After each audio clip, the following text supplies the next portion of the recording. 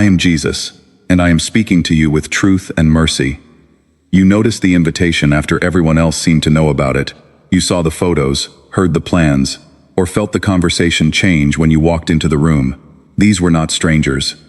They were people you trusted, people you defended, people whose presence once made you feel included.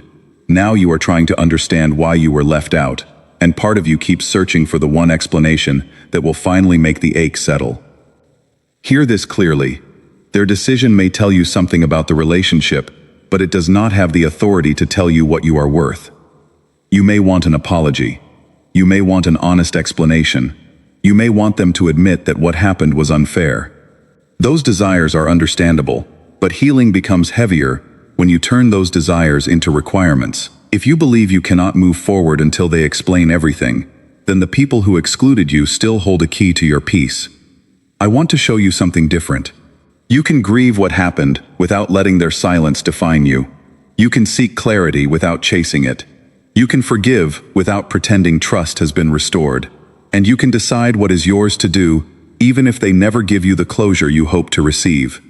Start with one simple distinction. There is a difference between wanting to understand and needing to understand before you can heal. Wanting understanding is human. Needing complete understanding can quietly become a form of control. It says, I can be at peace only when every missing piece is returned to me. But some people will never give you every piece. Some will not know their own motives. Some will tell only part of the truth. Some will protect their image. Some will avoid the conversation entirely. That does not mean truth is unimportant. It means your future cannot be built on another person's willingness to explain the past. I know how rejection reaches deeper than a canceled plan or an unanswered message. It can make you question old memories. You replay conversations and wonder whether the friendship was ever as real as you thought. You look back at moments of trust and ask whether you missed signs. You begin studying every pause, every delayed reply, every gathering you were not told about. The mind tries to protect the heart by gathering evidence. But if you are not careful, the search for evidence becomes a courtroom you never leave. Then rejection begins to claim more authority than it deserves. It does not only say, they did not include me. It begins to say, people always leave me out. Then it says, I must be difficult to love. Then it says, I should never trust deeply again. A painful event becomes an identity becomes a prediction, and a prediction becomes a wall around your future relationships. This is the deeper tension I want you to face with me. Will another person's rejection be allowed to name your worth and determine how you love from here? The Apostle Paul wrote that neither death nor life, neither angels nor rulers, neither the present nor the future, nor any created thing, can separate you from the love of God in Christ. That is the truth of Romans chapter 8, verses 38 and 39. Notice what it does not say. It does not say people will always include you. It does not say every relationship will be repaired. It does not say rejection will stop hurting. It says there is a love deeper than human approval and stronger than human exclusion. You are not secure because every person treats you well. You are secure because my love is not voted on by the people around you. That truth does not erase the loss. It gives you somewhere to stand while you grieve it. Think about what happens when someone you trusted leaves you out. At first, the question is often practical. Why wasn't I invited? Why did they tell everyone except me? Why did they stop including me? But beneath those questions is another one. What did this say about me? That is where pain often becomes distorted. You may take someone else's avoidance, immaturity, loyalty conflict, fear, resentment, or convenience, and translate it into a verdict on your value. You may not even know what truly motivated them, yet your heart writes the harshest explanation about yourself. I do not want you to deny what happened. If they excluded you, call it exclusion. If they betrayed confidence, call it betrayal. If they repeatedly kept you close only when it served them, call the pattern what it is. Truthful grief is not bitterness. Naming reality is not revenge. But do not add a second wound by turning their behavior into your identity. You may be asking, then how do I know what this relationship means now? That is a wiser question then. How do I make them explain everything? The first question opens the door to discernment. The second can trap you in pursuit. There are answers worth seeking, There are conversations worth having. There are misunderstandings worth clearing. But not every unanswered question is a command to chase. Today, I want you to begin separating 3 things that pain has tangled together: what you wish they would say, what you actually know, and what you can responsibly do next. Those 3 are not the same. When you separate them, your dignity starts returning to the room. Maybe the exclusion was obvious. A family event happened and you learned about it afterward. A group of friends made plans in a thread that somehow did not include you. A coworker you trusted became distant when alliances changed. A couple you spent years with stopped returning invitations, and no one said why. Or perhaps nothing dramatic happened at all. You simply realized that you were always the one reaching out, always the one remembering birthdays, always the one asking when everyone could get together, while they had already built a life that no longer made room for you. Ambiguous rejection can be especially difficult, because there is no single event to confront. You feel the distance, but you cannot point to one sentence that explains it. So your mind works overtime. You may tell yourself that if you can discover the exact reason, everything will settle. You reread the message, you compare what they said to what they did. You ask one mutual friend, then another. You inspect your own behavior. You remember a joke you made 6 months ago, a disagreement from last year, a moment when you said no, a season when you were struggling, and perhaps had less to give. Some reflection is healthy. Humility matters. If you caused harm, I will never teach you to hide behind spiritual language to avoid responsibility. If there is something you need to own it. If you spoke carelessly, apologize. If you broke confidence, repair what you can. If you became controlling, dismissive, or unavailable, be willing to see it. But humility and self-accusation are not the same thing. Humility asks, is there something true I need to learn? Self-accusation asks, how can I make all of this my fault so I can regain control? That second question can feel strangely safer. If everything is your fault, then perhaps you can fix everything. You can become more agreeable, more useful, less needy, less honest, less complicated. You can make yourself impossible to reject. But that is not healing. That is fear negotiating for belonging. I did not call you to purchase inclusion by disappearing inside relationships.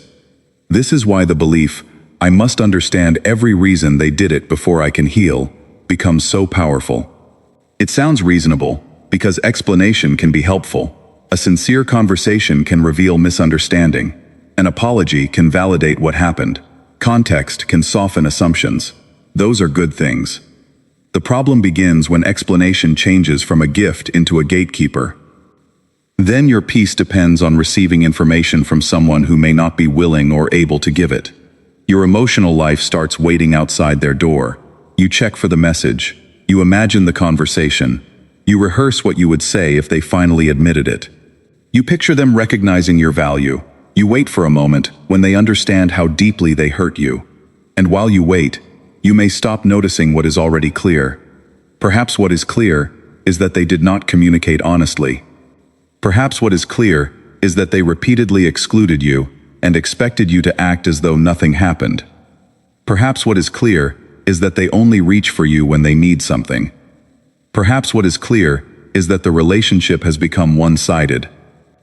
Or perhaps what is clear is that you do not yet have enough information to accuse them of motives you cannot know. Uncertainty itself can be a fact.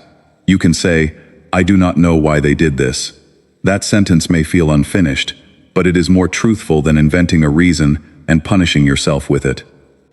Here is another scene.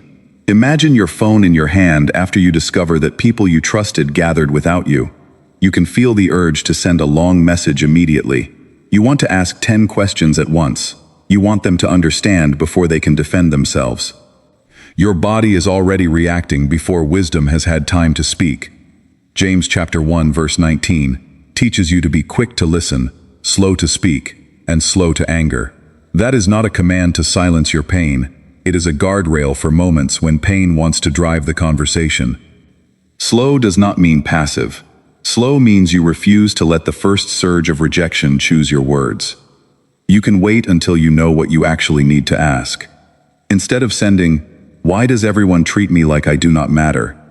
You may eventually ask, I learned about the gathering afterward, and I felt hurt and confused.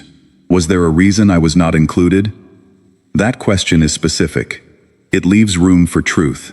It does not surrender your dignity, and it does not declare motives before you know them. If the answer is honest, you gain information. If the answer is defensive, dismissive, or manipulative, you also gain information. Do you see the difference? You do not need to force the conversation to produce the answer you want. The conversation can reveal the condition of the relationship. That is a major change in how you approach rejection. You stop asking, how do I get them to restore my sense of worth? You begin asking, what is this interaction showing me about trust, honesty, and mutual care? Your worth was never the question they were qualified to answer. When you make complete explanation the price of healing, 5 areas of your life can quietly bend around the wound. Trust is the first. You may begin treating new people as though they are responsible for what old people did. A friend takes longer than usual to answer, and your mind fills the silence. A spouse has plans you were not part of, and your body remembers another exclusion.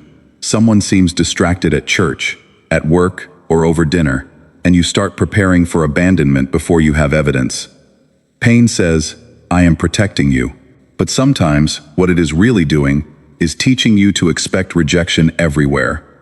I want you to become discerning, not suspicious of everyone. Discernment pays attention to patterns. Suspicion writes conclusions before the facts arrive. Discernment can ask a clear question. Suspicion interrogates. Discernment allows trust to grow in proportion to character. Suspicion either withholds all trust or gives too much, and then panics when uncertainty appears. Communication is the second area.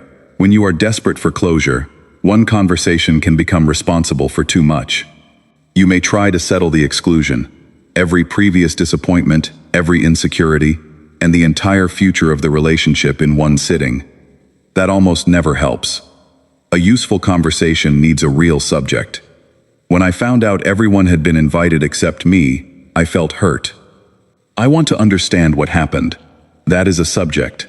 Explain every way this friendship has made me feel unwanted for the last 7 years. May contain real pain, but it is too large for one exchange. This is why one of your next steps is to separate the current issue from older unresolved issues. Not because the older pain does not matter. It matters enough to deserve its own attention. Boundaries are the third area. Fear of being excluded can make you abandon boundaries, so people will keep you close. You say yes when you need to say no. You tolerate jokes that humiliate you. You lend money you cannot afford to lose. You allow private information to be shared. You keep showing up to spaces where you are treated as optional, hoping loyalty will eventually earn reciprocity. But a boundary is not a punishment for rejection. It is a truthful description of what kind of access a relationship can safely hold. You can forgive someone and stop confiding in them. You can care about someone and decline the invitation that arrives only when they need a favor.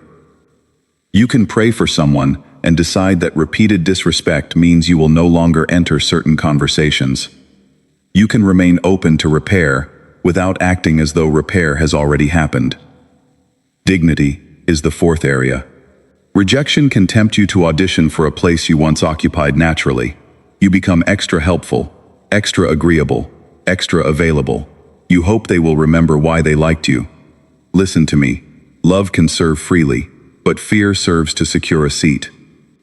If you find yourself constantly proving that you are useful enough to include, ask what you are actually trying to purchase. Belonging that requires you to betray yourself is not the kind of belonging I am teaching you to seek. Repair is the fifth area. This may seem surprising, but chasing explanation can actually make healthy repair harder. When you need the other person to remove all your uncertainty, there is little room for a real conversation between two imperfect adults. Every imperfect answer feels like another rejection. Every pause feels suspicious. Every disagreement feels like proof. Healthy repair requires truth, responsibility, and freedom. You can say what hurt. They can respond. You can listen. They can take responsibility or refuse it. You can own your part without owning theirs. The relationship can then be evaluated by what both people are willing to practice, not merely by what either person promises in one emotional conversation. Romans chapter 12 verse 18 says, "If possible, so far as it depends on you, live peaceably with all." Notice the wisdom in those words. If possible, so far as it depends on you. Peace has a portion that belongs to you and a portion that does not. You can choose honesty. You cannot choose their honesty. You can apologize for your part. You cannot make them apologize for theirs. You can invite a conversation. You cannot force a mature answer. You can state a boundary. You cannot force them to respect it, but you can decide what you will do if they do not. You can release revenge. You cannot manufacture reconciliation alone. This is not defeat. This is responsibility becoming clear. Some of you have confused powerlessness with failure. Because you cannot make them explain, include, apologize, or change, you feel as if you have no faithful response available.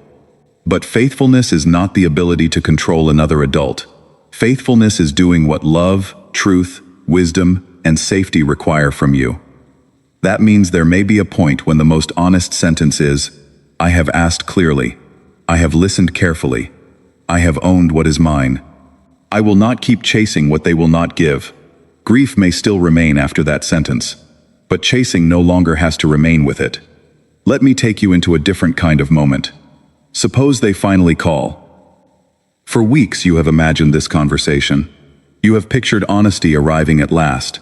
You have prepared your questions. Part of you thinks, if they would just explain, I could stop carrying this. The voice on the other end is familiar. They tell you why you were not included. Maybe they say they thought you were busy. Maybe they admit someone in the group did not want you there. Maybe they say tension had been building, and they did not know how to address it. Maybe their explanation is partly sincere and partly evasive. Now notice what happens inside you. You thought the explanation itself would heal the wound. But even after hearing it, another question appears. Can I trust the way they handled me? That is the midpoint many people do not expect. The deeper issue is not merely whether you can discover why you were left out. It is whether your demand for a complete explanation gets to define what faithfulness means. Sometimes you receive an explanation and still need a boundary. Sometimes you never receive an explanation and already have enough information to make a wise decision. Sometimes someone apologizes sincerely, but trust needs time. Sometimes you learn that the exclusion came from a misunderstanding and repair is possible. The answer is not the same in every relationship. So use a relationship and boundary test instead of an abandonment test. An abandonment test asks, what must I do so they will not leave me? A relationship test asks, what does mutual, truthful, responsible connection require here? Those questions produce very different choices. If your main goal is to prevent abandonment, you may accept almost any explanation. You may minimize what happened because you are relieved they are speaking to you again. You may rush into closeness before trust has been rebuilt. You may apologize for things you did not do simply to calm the room. You may agree to keep secrets about the way you were treated because you do not want to seem difficult. But if your goal is secure, truthful relationship, you can ask different questions. Can we talk about what happened without mockery or intimidation? Can both of us own our part? Does this person respect a reasonable boundary? Do their actions after the conversation match their words during it? Is there room for me to be honest without having my honesty used against me? Does reconnection require me to deny what happened? These are not tests of whether someone is perfect. No relationship passes a perfection test. These are tests of whether repair has something real to stand on. My love gives you security so you do not have to negotiate from panic. Remember Romans 8. Nothing created can separate you from the love of God that is in me. Human acceptance can be meaningful, beautiful, and deeply desired, but it is not your final source of identity. When you know that, you do not become cold. You become freer to love without begging another person to become your verdict. This freedom changes responsibility too. Perhaps you have spent months asking, why did they do this to me? There may be a time to ask a second question. What has this pain been training me to do? Has it trained you to over-explain? Has it trained you to check whether people are upset before you say what you need? Has it trained you to read hidden meanings into ordinary distance? Has it trained you to keep unreliable people close because losing them feels worse than being mistreated by them? Has it trained you to withdraw from good people before they get the chance to know you? The original rejection was theirs. The patterns you carry forward are now part of your responsibility. That is not blame. It is where agency begins. You cannot rewrite the gathering you were excluded from. You cannot erase the conversation that happened without you. You cannot make someone protect the confidence they already broke. But you can decide that the wound will not become a teacher whose every lesson you obey. Maybe the wound taught you, never need anyone. I say, let wise community matter again. Maybe it taught you, always know what everyone thinks of you. I say, let your conscience be honest without making public approval your compass. Maybe it taught you, if someone is disappointed in you, you are about to be abandoned. I say, learn to tolerate ordinary disagreement without surrendering your boundaries or assuming the relationship is over. Maybe it taught you, if you are useful enough, they will keep you. I say, your value is not measured by how convenient you are. This is where hope becomes more than comfort. Hope becomes a new way of relating. You can enter future relationships without demanding that new people prove they will never disappoint you. You can let trust grow slowly. You can notice reciprocity. You can speak earlier when something feels wrong, instead of waiting until resentment becomes a wall. You can allow people to say no, without hearing, you do not matter. You can also recognize repeated exclusion without talking yourself out of what you see. Security is not pretending nothing can hurt you. Security is knowing hurt does not get to become your name. And now there is another responsibility I want to place gently before you. Do not make the people who stayed pay for the people who left. There may be someone in your life who has been consistent, but you are so focused on the closed circle that you barely notice the open chair beside someone safe. There may be a friend who asks sincere questions, a sibling who keeps reaching out, a counselor who can help you untangle old patterns, a church member who has shown quiet steadiness, or a spouse who is willing to have a slower, more honest conversation. Rejection narrows attention. It makes the unavailable person seem emotionally enormous. Part of healing is allowing faithful presence to become visible again. There is a practical exercise I want you to do because it reveals where your heart is waiting on someone else. Take a page and write what you wish they would say. Do not edit it into something noble. Write the words you actually long to hear. I should have included you. I handled that badly. You did not deserve to find out that way. I was afraid to have an honest conversation. I let other people influence how I treated you. I am sorry I made you question whether you mattered. I understand why trust changed. Maybe the words you want are different. Write them. Then draw a line beneath them. On the other side of that line, write what you can actually control. You can tell the truth about what happened. You can decide whether one clear conversation is appropriate. You can listen without surrendering your perception. You can apologize for what is truly yours. You can decline to apologize for simply having a boundary. You can stop checking for signs that they have changed when they have given you no reason to believe they have. You can invest in people who practice mutual care. You can seek counseling or trusted support if the rejection has awakened older wounds that keep shaping your present relationships. You can grieve. You can pray. You can choose not to retaliate. You can refuse to chase. That page will show you the difference between longing and responsibility. Your longing is not shameful. I am not asking you to become so spiritual that you no longer want an apology. I am asking you to stop making your obedience, dignity, and healing wait for a sentence another person controls. This exercise can also reveal something unexpected. Sometimes, what you most want them to say is not an explanation, it is validation. You think you need to know why they left you out, but what your heart is really asking is, will someone acknowledge that I mattered enough to deserve honesty? Bring that question to me. You mattered enough to deserve honesty, because you are a person made to be treated with truth and love. Their failure to offer honesty does not cancel that dignity. But be careful here. Dignity does not mean you are always right. It does not mean every exclusion is malicious. There are gatherings you will not be part of. There are friendships that change. There are relationships that naturally become less close. There are boundaries other people are allowed to have too. Your worth is not measured by universal access. Sometimes maturity means accepting that another person may choose a different level of relationship than you would prefer. You can grieve that without calling every boundary betrayal. The question is whether the relationship was handled with truth and respect, and whether the pattern now requires clarity from you. Within the next day, choose the one issue that actually needs attention. Not every issue. 1. Maybe it is, I was hurt to learn about the event afterward. Maybe it is, you shared something I told you in confidence. Maybe it is, we have stopped speaking honestly, and I do not want to keep pretending nothing changed. Write that issue in one sentence. Then write older unresolved issues underneath it separately. Do not erase them. Separate them.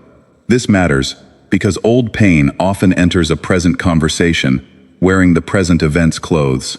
You think you are discussing one invitation, but your nervous system is arguing about 10 years of being overlooked. You think you are discussing one broken confidence, but you are also speaking to every person who ever made you feel replaceable. Those older wounds deserve care, but the person in front of you may not be responsible for all of them. Separation creates fairness. It also creates clarity if the relationship is unsafe or manipulative. When you state one concrete issue and the other person consistently twists it, denies obvious facts, threatens you, punishes you for speaking, or pressures you into unsafe access, that response matters. Forgiveness does not require you to remain available for harm. If there is abuse, coercion, intimidation, stalking, threats, or serious safety concern, do not turn this teaching into a reason to meet privately, disclose more, or restore access. Seek appropriate professional, pastoral, legal, or safety support for your situation. Wisdom is not a lack of faith. For ordinary relationship conflict, slower communication can create room for truth. James teaches quick listening and slower reaction because wisdom needs space. Ask a question, then actually hear the answer. Do not listen only for the sentence that will finally soothe you. Listen for responsibility, empathy, consistency, and truth. If they say, I am sorry you feel that way, notice whether they are acknowledging impact or avoiding responsibility. If they say, yes, I excluded you because I was angry, and I should have spoken to you directly, that is different information. If they say, I did not realize you expected to be included, I thought the event was limited to a different group, that may open a different path. If they say, I do not want the same closeness anymore, that may hurt deeply, but clarity can be kinder than false intimacy. You are not listening to collect evidence for a verdict.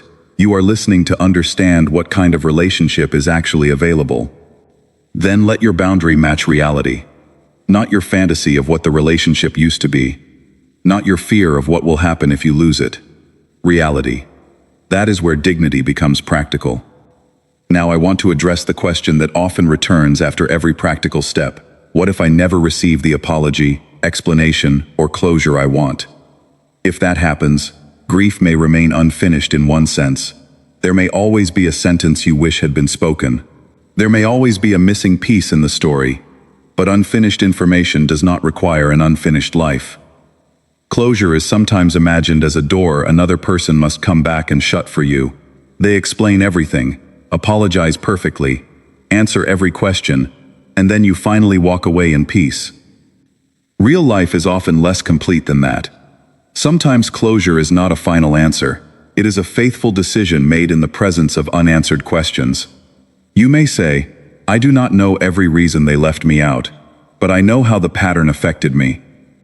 You may say, I do not know whether they intended to wound me, but I know we were unable to talk about it honestly. You may say, I still wish they would apologize, but I will not spend another season organizing my life around waiting for it. You may say, I release my right to revenge, and I also accept that trust has changed. That is not denial. That is grief becoming truthful enough to move. There is a kind of grief that keeps asking the past to become different.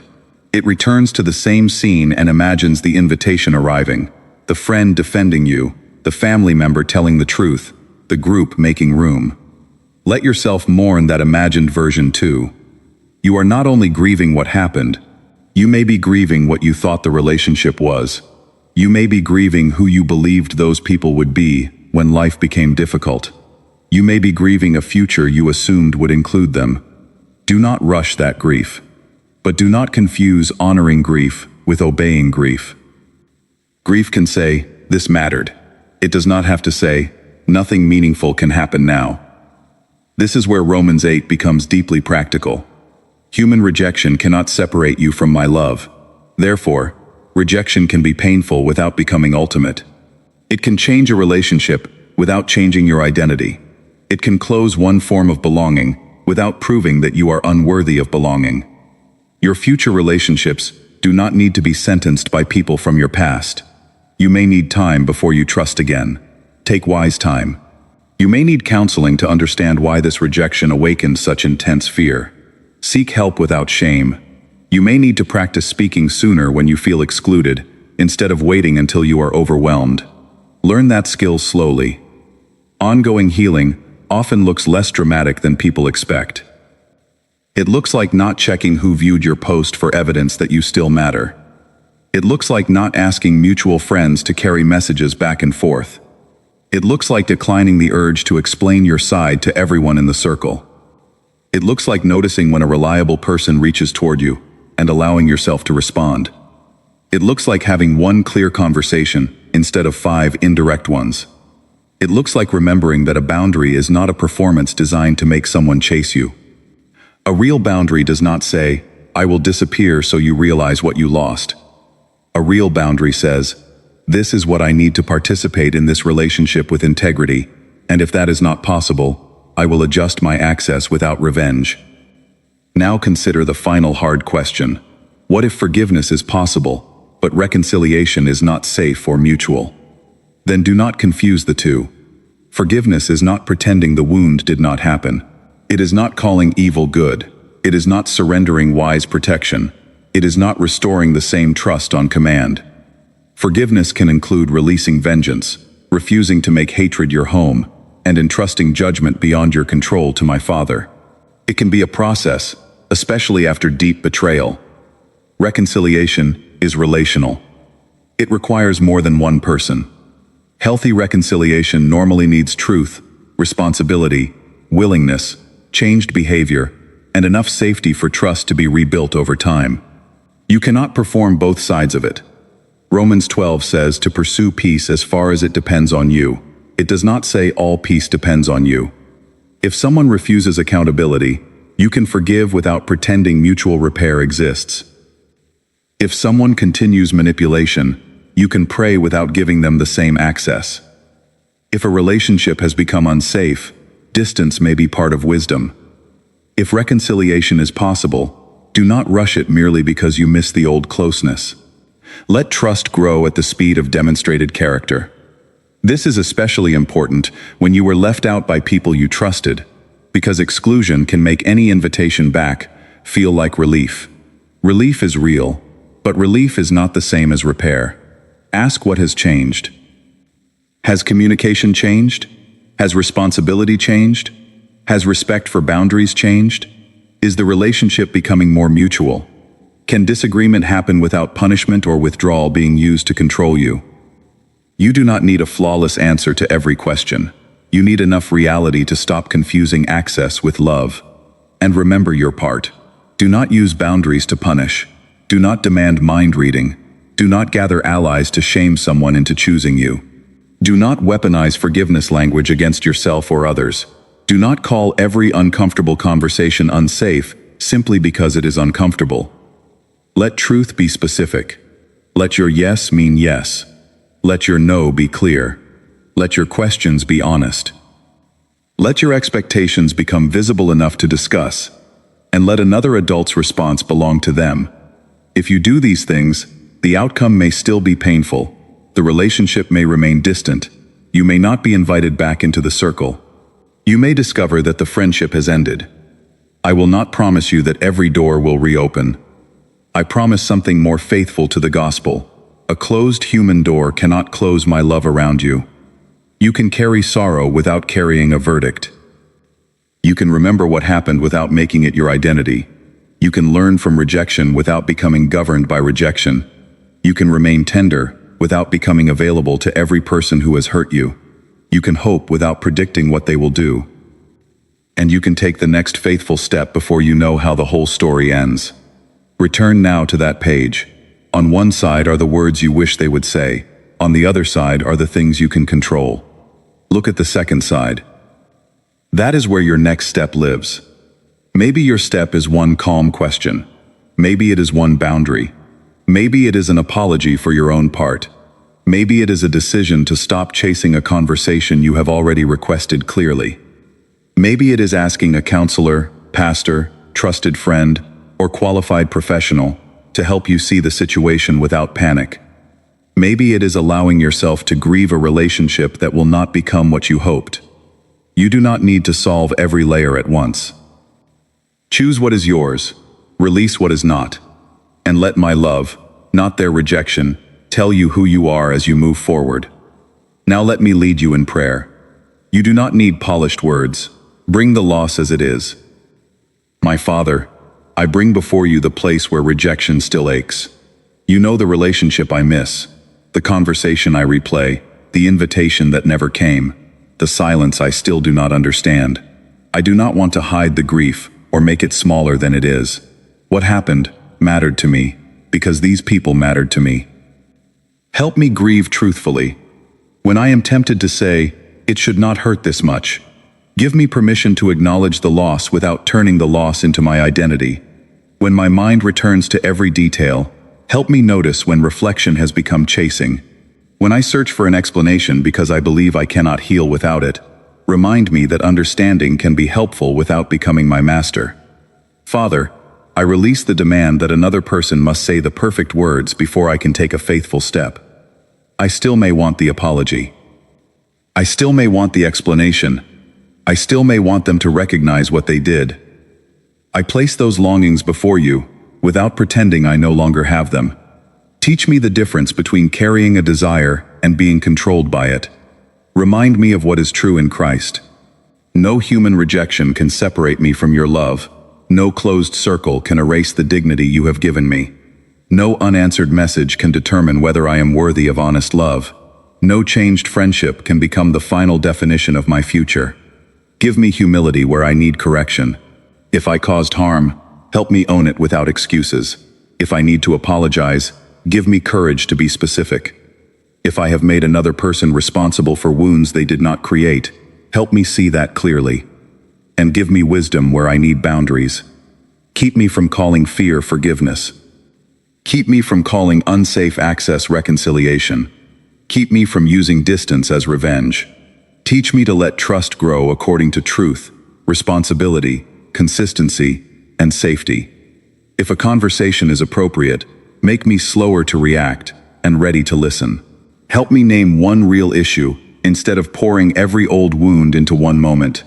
Give me words that are honest without being cruel, clear without being controlling, and open without abandoning discernment. If the other person responds with humility, help me receive that without demanding perfection. If they respond with avoidance, manipulation, or continued disrespect, help me accept the information their response gives me. If reconciliation is not mutual or safe, give me courage to choose wise distance without hatred. Lead me toward appropriate support when the situation requires counseling, protection, professional guidance, or help from trusted people. Father, I release the work that belongs to someone else. I cannot make them explain. I cannot make them apologize. I cannot make them include me. I cannot make them become ready for repair. I remember now that I belong to you. I remember that I am loved in Christ before any group decides whether to make room for me. I remember that human relationships are precious, but they are not my savior.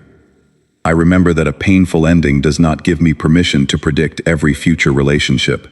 Give me hope that is honest, not a promise that these people will return, not a prediction that every relationship will be restored. Give me the kind of hope that can walk faithfully, even while some questions remain unanswered. When I see the photo, hear the plan, notice the silence, or remember the room where I felt left out, help me return to truth, before I return to self-accusation. Their choice may tell me something about the relationship. It does not get to tell me what I am worth. Help me write what I wish they would say, then separate that longing from what I can actually control. Give me grace for the part I cannot change, and courage for the part that is mine. Let my next step come from security, not abandonment fear. Let my boundaries come from wisdom, not punishment. Let my forgiveness come from freedom, not pressure. Let my future relationships be shaped by truth, not by the verdict of old rejection. I place the unanswered questions in your hands. I place the people I cannot control in your hands. I place my dignity, grief, boundaries, and future before you. Lead me in what is mine to do, and teach me to release what is not. Amen. If this message spoke to what you are carrying, share in the comments the next step you can control. Subscribe for more scripture-based devotional messages and prayers that help you walk with Jesus through real-life pressure.